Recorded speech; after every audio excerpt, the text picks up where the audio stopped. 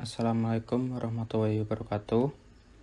Di sini kami kelompok 4 yang beranggotakan Naufal Arginza, M. Bagus Atsy Pratama, Fahriansyah Muhammad Priwayanto, dan saya sendiri Wahyu Setiaji akan mempresentasikan tentang analisis manajemen strategik pada PT Astra International. Baik, yang pertama, di sini saya akan menjelaskan dengan secara singkat PT Astra International. PT Astra International didirikan pada tahun 1957.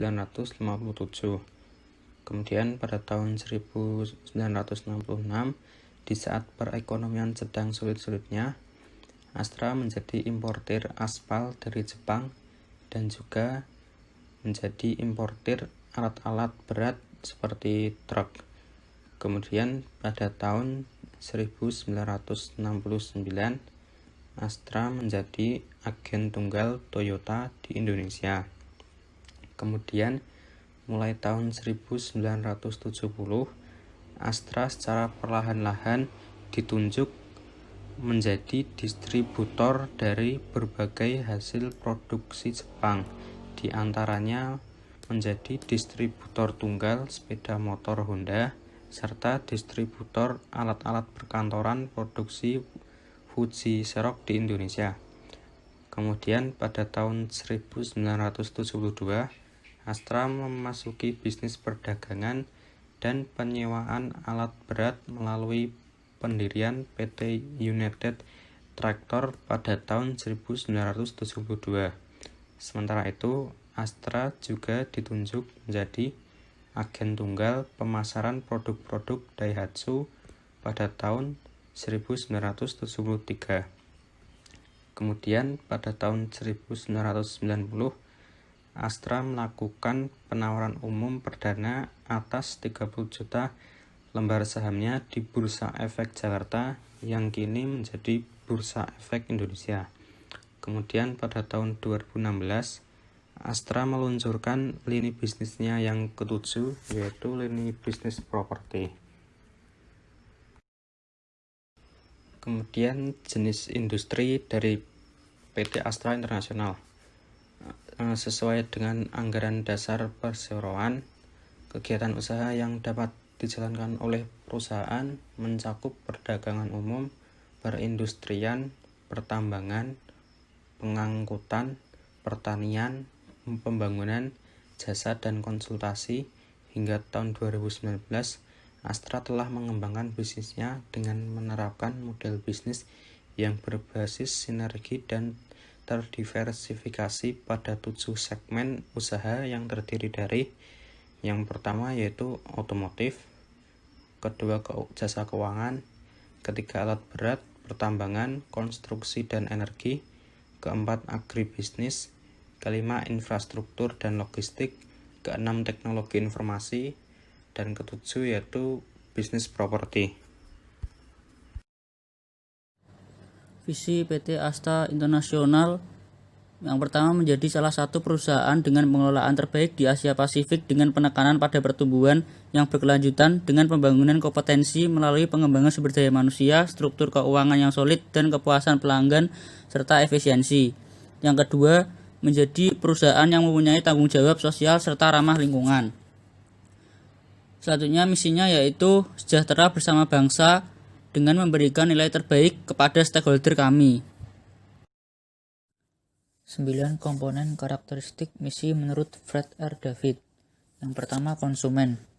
Para pelanggan PT Astra International, yakni pemilik mobil Toyota, Daihatsu, Isuzu, dan BMW. Selanjutnya ada produk. Produk yang dihasilkan PT Astra International terdiri dari otomotif, jasa keuangan, alat berat, pertambangan, konstruksi dan energi, serta agribisnis. Selanjutnya ada pasar. Target market PT Astra yaitu pada bidang otomotif, karena jaringan bisnis otomotif Astra telah dikenal dan dipercaya sebagai sahabat dan mitra yang handal untuk kebutuhan transportasi bagi keluarga, korporasi, dan masyarakat umum di seluruh Indonesia. Teknologi. Pada bidang teknologi, saat ini Astra telah mengeluarkan 3 platform digital, yaitu Safe ID, Cari Parkir, dan Sejalan. Selanjutnya, profit pertumbuhan dan kelangsungan hidup. Terdapat komitmen dari Astra untuk perhatian akan keberlangsungan hidup, pertumbuhan, dan profitabilitas keuangan yang baik. PT Astra mulai menunjukkan pertumbuhan bisnis pada penjualan mobil, keuangan, dan penjualan alat-alat berat. Pelayanan terbaik juga diberikan kepada pelanggan. Filosofi bisnis grup Astra terdiri dari 4 poin yang dikenal sebagai catur dharma. Poin yang pertama, menjadi milik yang bermanfaat bagi bangsa dan negara, memberi pelayanan terbaik kepada pelanggan, menghargai individu dan membina kerjasama, senantiasa berusaha mencapai yang terbaik. Selanjutnya, self concept. Keunggulan yang dimiliki perusahaan memiliki sumber daya manusia yang kompeten, handal, dan terlatih. Selanjutnya, publik. Astra senantiasa beraspirasi untuk menjadi perusahaan kebanggaan bangsa yang berperan serta dalam upaya untuk meningkatkan kesejahteraan masyarakat Indonesia. Yang terakhir ada pekerja. Karyawan merupakan aset yang berharga untuk perusahaan. Oleh karena itu, Astra memiliki komitmen mendalam terhadap peningkatan kualitas dan kesejahteraan seluruh SDM yang terlibat dalam kegiatan usaha perusahaan. Kemudian analisis lingkungan internal.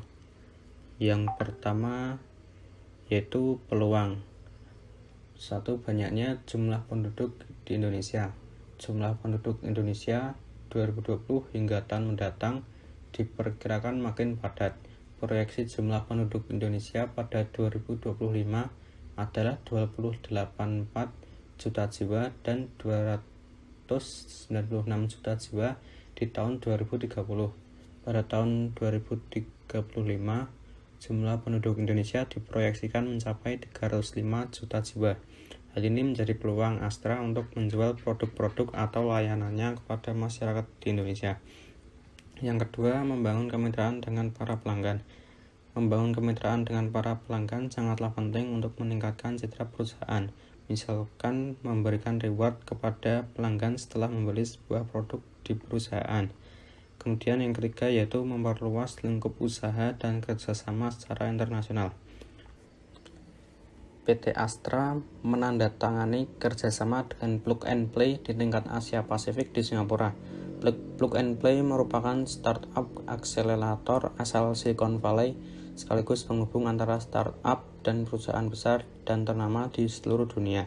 Dalam kerjasama tersebut, kedua belah pihak menyetujui 2 hal berikut. Yang pertama, membangun ekonomi kreatif Indonesia melalui kolaborasi dengan startup lokal Indonesia maupun startup di Asia Pasifik.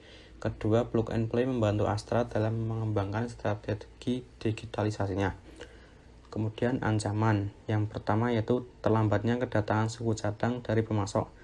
Akibat adanya pandemi COVID-19 ini berdampak bagi kegiatan ekspor-impor. Salah satunya yaitu terlambatnya kedatangan suku cadang dari pemasok yang merupakan suatu ancaman dari perusahaan. Banyaknya permintaan produk dari konsumen yang membuat perusahaan harus meningkatkan lagi laju produksinya. Kedua, ancaman masuknya pendatang baru. Banyaknya jumlah perusahaan dalam bidang otomotif, agribisnis, teknologi, dan pelayanan finansial dapat menjadi sebuah ancaman barang substitusi bagi PT Astra karena bergerak dalam bidang yang sama. Kemudian terjadinya inflasi. Inflasi yang tinggi memiliki efek yang berbahaya bagi stabilitas ekonomi, termasuk juga mengancam keuangan perusahaan. Meningkatnya inflasi dapat menyebabkan harga input atau bahan baku yang tinggi, pendapatan dan laba menurun, daya beli konsumen rendah, dan perekonomian melambat. Selanjutnya adalah analisis lingkungan eksternal. Kekuatan. Pertama, Astra memiliki banyak anak perusahaan. Astra adalah sebuah holding company dengan banyak produk dan layanan. Di usia ke-60 tahun ini, Astra mengendalikan 1.908 anak perusahaan, ventura bersama, dan entitas asosiasi terbesar di Indonesia. Kemudian yang kedua, pelatihan SDM yang berkompeten. Astra memiliki komitmen kuat untuk meningkatkan kompetensi dan kualitas SDM melalui pelaksanaan program pelatihan dan pengembangan yang kesinambungan yang pelaksanaannya dikelola bersama antara holding atau kantor pusat dengan anak perusahaan walaupun pada teknisnya bisa dilakukan bersama-sama. Kemudian yang ketiga adalah low price product.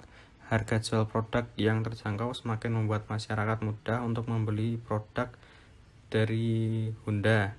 Sebagaimana yang diketahui dengan kondisi ekonomi yang semakin menuntut setiap sektor, masyarakat harus mampu mengelola keuangan dengan baik termasuk untuk membeli produk dengan harga yang terjangkau. Kemudian kelemahan. Yang pertama yaitu harga bahan baku yang tinggi. Pada tahun 1998, Indonesia mengalami krisis moneter yang menyebabkan fluktuasi nilai tukar rupiah terhadap asing tinggi. Hal tersebut yang menyebabkan harga bahan baku untuk produksi naik. Kala itu Astra mencatat kerugian hingga 7,3 triliun pada semester 1 tahun 1998. Yang kedua yaitu tingkat kegagalan produksi. Tingkat kegagalan produksi yang dihasilkan masih melebihi angka standar perusahaan dan fasilitas manufaktur yang belum sepenuhnya merata sehingga perolehan hasil dapat berbeda satu dengan yang lainnya. Ketiga yaitu produk yang abnormal. Beberapa varian produk dari Honda ini banyak yang mengalami gangguan ketika produk tersebut telah dijual atau dipasarkan ke masyarakat. Selanjutnya, analisis perbandingan. Yang pertama, visi misi versus implementasi strategi. Visi yang pertama menjadi salah satu perusahaan dengan pengelolaan terbaik di Asia Pasifik dengan penekanan pada pertumbuhan yang berkelanjutan, dengan pembangunan kompetensi melalui pengembangan sumber daya manusia, struktur keuangan yang solid, kepuasan pelanggan, dan efisiensi. Implementasi strateginya untuk mendukung tercapainya visi perusahaan, Astra telah mengembangkan sistem guna memastikan kemampuan organisasi dan hanya untuk menerjemahkan dan mengeksekusi tahap-tahap menuju visi tersebut berjalan efektif dengan tingkat produktivitas yang mendukung daya saing dan kesinambungan usaha. Visi yang kedua menjadi perusahaan yang mempunyai tanggung jawab sosial serta peduli lingkungan. Implementasi strateginya, Astra telah menjalankan kegiatan tanggung jawab sosial sejak lebih dari 40 tahun yang lalu. Kegiatan tanggung jawab sosial Astra fokus pada 4 pilar, yaitu pendidikan, lingkungan, income, generating activities atau IGA, dan kesehatan. Misi Astra yaitu sejahtera bersama bangsa dengan memberikan nilai terbaik kepada para pemangku berkepentingan. Implementasi strateginya, PT Astra menciptakan citra yang baik dan berjalan beriringan bersama dengan bangsa dalam menghasilkan manfaat yang baik juga, memberikan pelayanan yang terbaik, dan senantiasa berusaha menjadi terbaik dalam membina kerjasama. Analisis perbandingan yang kedua yaitu tujuan organisasi versus implementasi strategi. Tujuan organisasi yang pertama yaitu tujuan jangka pendek dari PT Astra adalah ingin menyongsong tahun 2015 yang masih penuh tantangan dan ketidakpastian serta mempertimbangkan pencapaian telah diraih. Implementasi strateginya yaitu alokasi belanja modal pada tahun 2015 dialokasikan sesuai kondisi bisnis. Astra merencanakan ke arah program ekspansi jaringan distribusi otomotif, pembelian alat berat, agribisnis, pembangunan proyek jalan tol, serta proyek properti grup di kawasan bisnis Jakarta. Tujuan organisasi yang kedua yaitu tujuan jangka panjang dari PT Astra adalah pada tahun 2020 menjadi perusahaan kebanggaan bangsa. Implementasi strateginya, pilar lingkungan, pengembangan Astra Forest sebagai area konservasi atau ruang lingkup hijau, dan perlindungan keanekaragaman hayati. Pilar kesehatan, implementasi program Astra Kirana atau kesehatan ibu, remaja, dan anak.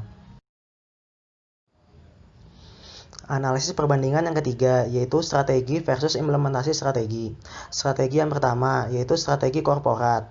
Implementasi strateginya, kini Astra telah menjadi perusahaan terbesar di Indonesia yang mempekerjakan sekitar 184.000 orang karyawan di 170 perusahaan, termasuk anak perusahaan dan perusahaan asosiasi, serta bisnis dari PT Astra Internasional dibagi menjadi 6 lini bisnis. Yang kedua, strategi persaingan bisnis. Implementasi strateginya mengatasi masalah persaingan di bisnis otomotif Sejak September 2013 lalu, Astra meluncurkan Toyota Agya dan Daihatsu Ayla, yang kemudian boleh dibilang sukses di pasaran. Yang ketiga, strategi internasional atau fungsional. Implementasi strateginya, dalam mengiklankan produknya, PT Astra menggunakan beberapa media baik elektronik maupun non-elektronik, serta strategi pengiklanan yang dapat menunjang tujuan pemasaran, seperti iklan audiovisual di TV nasional maupun swasta dengan tagline andalannya yaitu Moving Forward.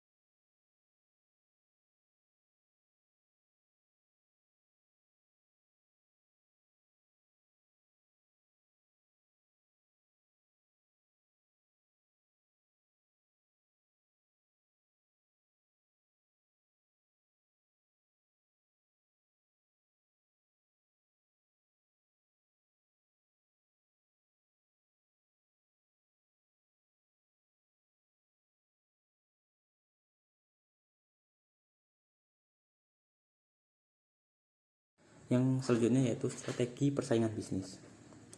Astra International dikenal sebagai perusahaan otomotif semata. Namun, dalam 5 tahun terakhir, kontribusi segmen otomotif terus turun menjadi hanya sekitar 50% pendapatan. Dan itu bukan karena penjualan mobil atau motor menurun, melainkan karena Indonesia sempat mengalami booming batu bara dan CPO beberapa tahun yang lalu. Sehingga pendapatan Astra International dari bisnis alat-alat berat, tambang batu bara, dan perkebunan sawit meningkat tajam. Jadi strategi persaingan bisnis Astra yaitu Astra International tidak hanya berfokus pada suatu unit bisnis saja, melainkan berbagai bisnis yang dilakukan oleh Astra International. Yang selanjutnya yaitu strategi internasional atau fungsional. Strategi ini dibagi menjadi 3, yaitu strategi pemasaran, strategi promosi, dan strategi distribusi. Yang pertama yaitu strategi pemasaran. Sebuah perusahaan atau organisasi pasti melakukan suatu strategi pemasaran sebagai salah satu cara untuk membantu terjualnya suatu produk maupun jasa. Yang menggunakan strategi pemasaran ini yaitu salah satunya PT Astra International. PT Astra International, perusahaan ini merupakan sebuah perusahaan manufaktur yang memproduksi mobil, motor, dan alat-alat berat lain. Upaya mengedepankan layanan berbasis solusi menyeluruh secara konsisten dengan dukungan jaringan distribusi dan pusat jual nasional. Terdiri dari 19 kantor cabang, 22 kantor pendukung di lapangan, dan 11 kantor perwakilan. Sehingga tetap mampu memimpin pasar yang ada.